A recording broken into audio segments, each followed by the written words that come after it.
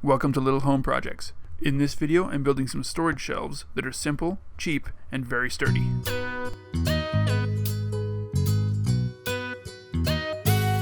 I've recently finished the structural work in this shed, and my very first project I want to do inside it is build a set of storage shelves.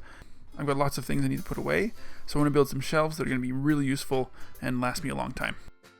I started by pulling out all the bits and pieces of wood that I have that would be useful for this. It's mostly made of 2x4s and plywood.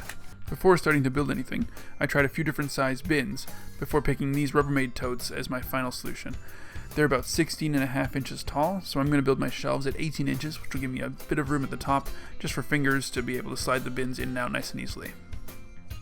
I started by attaching the first 2x4 at that 18-inch bottom mark, and you can see how the tote fits underneath that. I made sure that the bottom 2x4 was level. I'm going to be basing all my other shelf measurements off of this one, so I want to get it as close as possible right away.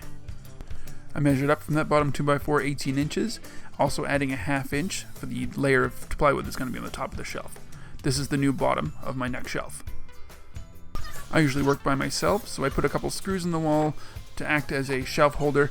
That way I can get the wood up into roughly the right position and then get it to match my mark perfectly on one side and then come back and correct the other side. A quick check for level on that one to make sure that it's still good, and as long as it is, I can move on. I repeated these steps on every single shelf, and with that done, I can move on to properly securing it to the wall. I decided to go with 2 screws in every stud on every single shelf. I want this to be rock solid. I want to be able to climb on this while it's full of gear and have it not break, so adding all these screws in here really makes it feel solid and just brings the whole thing together for safety. I thought this was a nice little clever time-saving step for myself. I took the 2x4s that I was going to be using for the front of the shelves and screwed them directly onto the back 2x4s along the wall. What this did is let me get them to the exact right height so the front and the backs will be the exact same. Now we can attach the front shelf legs directly to the wall, and everything's held in place, everything lines up. The front's not going to be as sturdy as the back, but I still want it to be strong, so I've decided to go with 5 3-inch screws at the front of each side of the shelf. I repeat the exact same steps on the right side,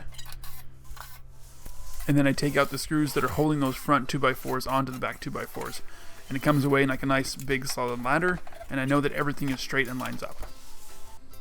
With all that apart, I went over to the chop saw, measured out a perfect length of wood that I wanted for the depth of my shelves. This is for the right size of the totes that I'll be using, and then used that as a master to cut a bunch of the exact same size piece. I started by attaching a few of these to the front piece of the shelf, just to get it nice and square, so that everything will stand upright as I'm working with it. A couple on the outside edges, as well as 2 down low on the outside edges, means that it'll be nice and square when I hold it all together and assemble it.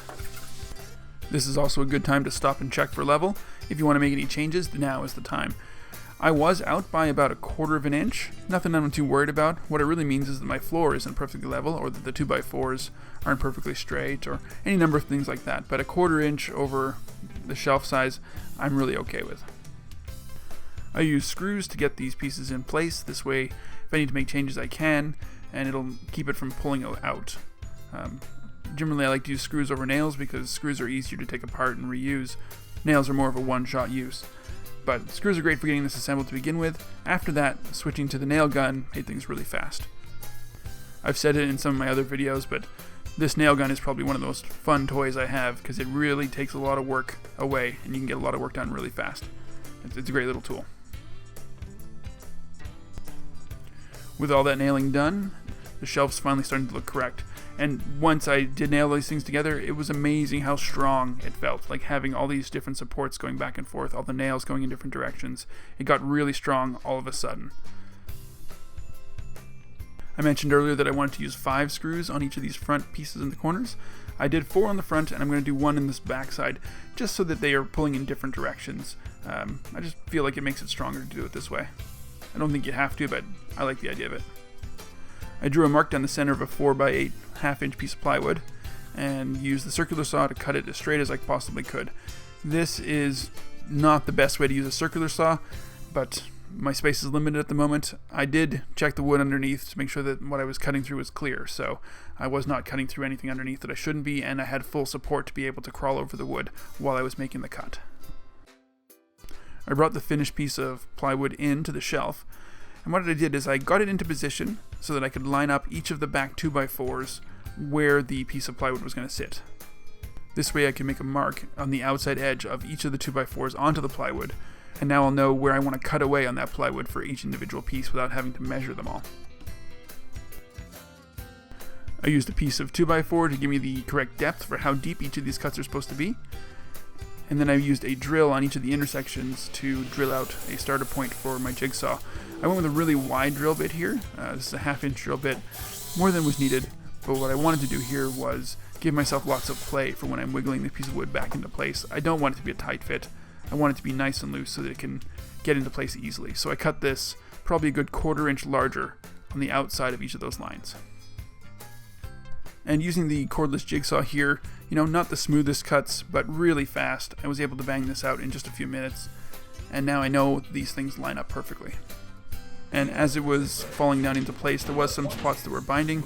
I just used the jigsaw in there just where it was to just widen the hole a little bit if I was a little crooked. And after doing that, things just fell right into place. I repeated that step for each of the shelves and got them done really fast. Sort of a fun side benefit to this method is that as these fall into place, they can't slide around.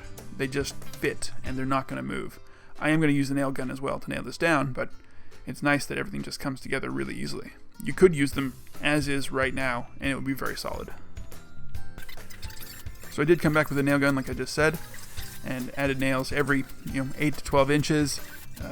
It makes it really solid and again run really fast with the nail gun.